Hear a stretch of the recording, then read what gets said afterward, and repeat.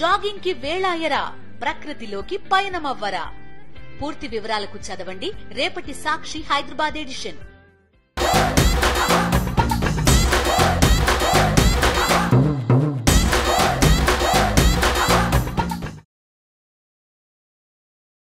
నమస్తే అందరికీ, గరం గరం వార్తలకు స్వాగతం. ఎట్లున్నారు అందరూ? అంత మంచి కదా? ఎప్పటిలకనే చాలా వార్తలు పట్టుకొచ్చిన. వార్తలు చూసే ముందు హెడ్లైన్స్ చూద్దాం పారి. పెండ్లి బరాతుల చల్లిండ్రు బొచ్చెడు నోట్లు, అంతగానే ఉన్నాయి అనుల లచ్చలకు లచ్చలు. ఒక్క పక్క కొంగింది ఇల్లు, చూస్తుంటేనే అవుతున్నది గుండె గుబేలు. పెండ్లి బరాతుల డీజే పాటలకు డాన్స్ చేసేటోళ్ళ కంటే పక్క నుండి చూసేటోళ్ళకే మస్తు ఊపొస్తుంది. కాకపోతే కాలు గదిపి డాన్స్ చేయరు, కానీ డీజేని మించి ఈలలు కొడతారు. ఏమో ఎంకరేజ్ చేస్తారు.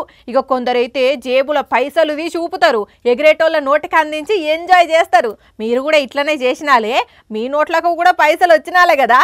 అయితే ఈడ ముచ్చట మాత్రం అంతకు మించి ఉంటది. నోట్ల కట్టలు ఇప్ప కోళ్లకు నూకలు చల్లినట్టు చల్ల వర్షం, నోట్ల వర్షం కురిపించిండ్రు పైన పెన్లోళ్ళు. ఇగో ఈ మూతెవరైతే ఇంకింత ఎక్కువ.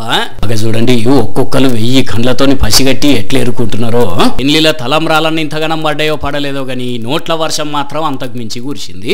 ఉత్తరప్రదేశ్ రాష్ట్రంలో జరిగిన పెళ్లిల ముచ్చటిది. అట్లని చల్లిన పైసలే 5000 10,000 అనుకునేరు. 20 లక్షల రూపాయలట. ఎస్, 20 లక్షలట. కానీ పిచ్చి కాకపోతే ఏంది ఇది చెప్పుండి. పైసలు ఉంటే ఇంకో 10,000 మందిని పిలిచి భోజనం పెట్టాలి, లేకుంటే అనాథాశ్రమానికో ఇచ్చి పేదలను ఆదుకోవాలి. అది కాదంటే ఆ పెళ్లిళ్ళకే ఇచ్చి ఆర్థికంగా సాయం చేయాలి. గాని ఈ పైసలు జల్లే పిచ్చేంది, పిచ్చి కాకుంటే అని అనుకోబట్టిరట అక్కడ చూస్తున్న జనాలు. ఎన్ని పైసలు ఉంటే ఇట్లా 20 లక్షలు జల్లుతారో ఆలోచన చేయండి ఒక్కసారి. ఇల్లు కట్టి చూడు, పెళ్లి చేసి చూడు అంటారు. ఎందుకంటే అంత ఖర్చు అవుతుంది ఈ కార్యాలకు అని. మరి అంత ఖర్చు అయిన ఇల్లు ఎంత బందోబస్తుగా ఉంటుందో తెలుసు కదా. 2 తరాలోళ్ళు ఉంటారు కట్టిన ఇంట్లో. అందుకే ఇల్లు కట్టేటప్పుడు రూపాయికి వెనకాడకుండా మంచిగా క్వాలిటీతోని కడతారు. మరి అట్లా కట్టిన ఇల్లుకు ఒక్కోసారి గోడకు మొలగొడదామంటేనే దిగది. అసోంటిది గీడో ఇల్లు గోడకు మొలదిగుడు కాదు, గోడలే వంగిపోయినాయి. గోడలేంది బంగులకు బంగులే అంగింది. అవును, మంచిగా చూడుండ్రి. జర చీకట్లా చక్కగా కనపడతలేదు కావచ్చు గాని పెద్దగాలికి తాడి చెట్టు వంగినట్టు వంగింది. మరి తాడి చెట్టు ఎంత ఊగినా ఆఖరికి మళ్ళా నిటారుగా నిల్సుంటది. ఈ బంగులా అట్లా కాదు కదా, అట్లనే ఒరిగింది. మళ్ళా 5 అంతస్తులాయే.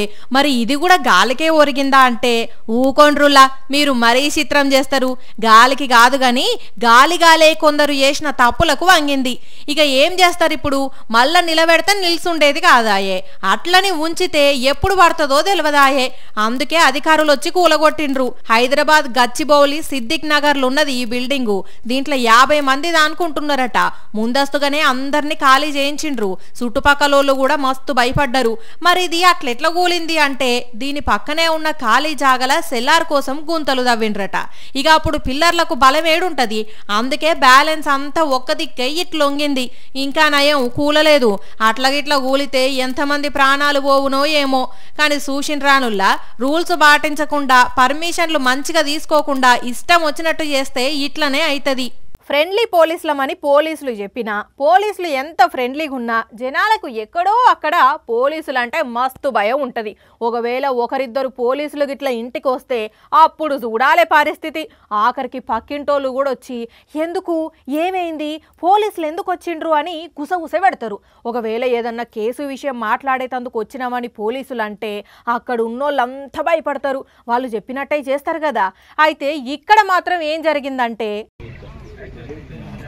जब ये जान से बड़ी जमीन हो चुकी है तो अब देखिए मेरा क्या सर, देखिए आप भी देखिए, मैं आपके पास गई थी. పోలీసులకు చుక్కలు చుక్కలు చూపెట్టినరు. ఇగో ఈడ గోడెక్కిన ఈ 2 లేడీస్.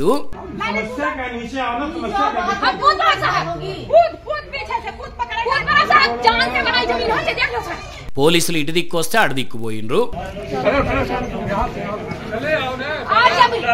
పోలీసులు అటు వస్తే ఇటు వచ్చిండ్రు.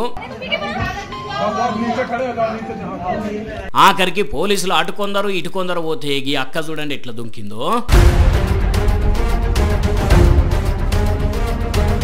ఈ అక్క ఇట్లా దుంకితే ఈ అక్క మాత్రం చల్ మీరు పైకి రావద్దు, నన్ను దించాలని చూడొద్దు, ఒకవేళ దిగుమంటే నేను కింద దుంకి చచ్చిపోతానని కాకీలకు సల్ల చెమటలు పట్టించిండ్రు. ఇంతకు అసలు వీళ్ళు ఏం చేసిండ్రు, పోలీసులు ఎందుకు అక్కడికి పోయిండ్రు, అసలు వాళ్ళు గోడ ఎందుకు ఎక్కిండ్రు అంటే రెవెన్యూ డిపార్ట్మెంట్ వాళ్ళు పోలీసులను ఎంట పెట్టుకొని వచ్చి ఆక్రమణలు కూలగొడుతున్నారట. గంతే ఇక ఆ విషయంలో ఆఫీసర్లతో కీసులాట అయితే ఇగో ఇంత కథకు వచ్చింది అన్నట్టు. అయినా అక్కలు ఏదన్నా ఉంటే మాట్లాడుకోవాలి కానీ ఏంది ఇది పుసుక్కున ఏదన్నా జరగరాంది జరిగితే ఏందన్నట్టు పరిస్థితి. కానీ వామ్మో చిన్న గోడ మీద భలే రచ్చ చేసిండ్రు పోన్రు అక్కలైతే అన్నట్టు. ఇది ఎక్కడనో చెప్పలేదు కాదు, ఉత్తరప్రదేశ్ లో ముచ్చట. ఇటు చూడుండ్రి, పవర్ బ్యాంకులు అమ్ముతా అని మనిషితోని మాట్లాడుకుంటా మాటల్లో పెట్టి ఎట్లా దొంగతనం చేసిండో.